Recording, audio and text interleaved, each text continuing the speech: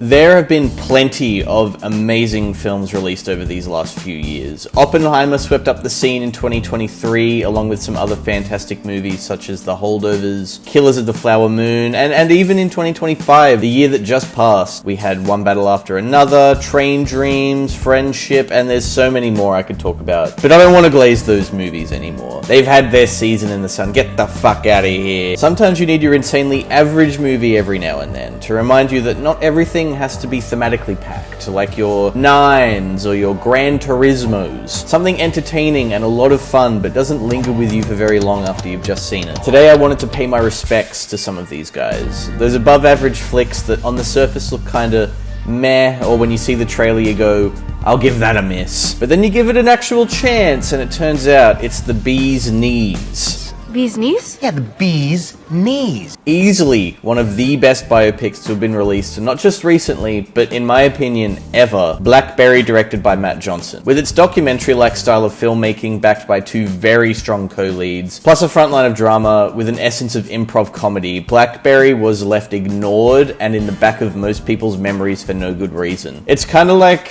Jessie in Toy Story 2. It was left under the bed, gathering dust, and it turns out she just got replaced by another biopic. It's exactly what a Blackberry biopic deserves to be. A goofy piece of technology that pokes fun at the topic, not taking itself too seriously, but ends on a similar note to The Social Network. In a lot of ways, this is the 2020s equivalent to said movie. A real shame this didn't get the recognition it truly deserved at the time. And in a similar vein, Boots Riley's Sorry to Bother You and Jewel Taylor's They Clone Tyrone both tackle similar themes of American capitalism and take an absurdist approach to it, bringing in conspiracy theories and settings of a darker underbelly run by the man. Miss Mullins, she's the man. Two School of Rock analogies in this video, that's pretty awesome. But both of them have been lost to the sands of time. I watched They Clone Tyrone at the start of the year and was enthralled by how fun it was and its lasting impact, but found it surprising that nobody really talks about it anymore. Not just because of what it's saying, but its 1970s blaxploitation, visual style, language, as well as its tasty sci-fi and mystery genre blend, all backed by one of my favorite Jamie Foxx performances I've seen in a long time.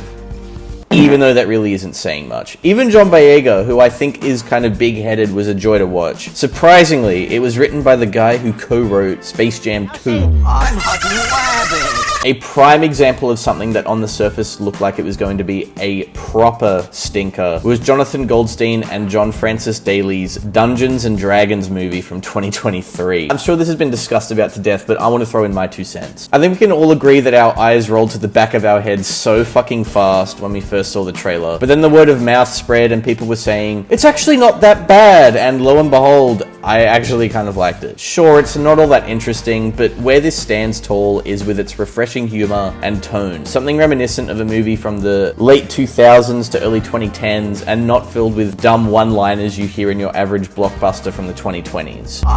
But even if Dungeons and Dragons wasn't your cup of tea, Hundreds of Beavers and that new Naked Gun Legacy sequel will definitely meet your quota. And both of these didn't spend anywhere near enough time in the spotlight as they should have. Hundreds of Beavers is essentially what a Looney Tunes movie would look like if Warner Brothers actually locked the fuck in. Slapstick comedy with cartoonish qualities, this movie will send you right back in time to when you were sitting in front of your old CRT TV as a 6-year-old in your pajamas on a Saturday morning. And The Naked Gun has been one of the best executed comedies of recent years without a doubt. It's such a shame that these two movies had very limited releases and was probably spoken about by people for all in all 3 weeks. In terms of horror movies, Dan Trachtenberg has been cranking out some of the best Predator movies since, well, ever, if I'm being honest. Prey was such a good watch, but thanks to Disney, it was pushed straight to streaming, and like Lotso Huggin' Bear, it was left behind, along with its 2 compadres. But the way Trachtenberg combines the unsettling vibes and action from the Predator franchise, it's just textbook, man. The series hasn't been in safer hands. His other 2 movies were talked about for a few days before people forgot about them as well, which is bizarre considering that the word of mouth about Badlands was mostly positive, and it both looks great and has an intriguing premise with an insane ending. It's a disservice to the medium of film that Lilo and Stitch, the remake, made 10 times its budget, while Badlands,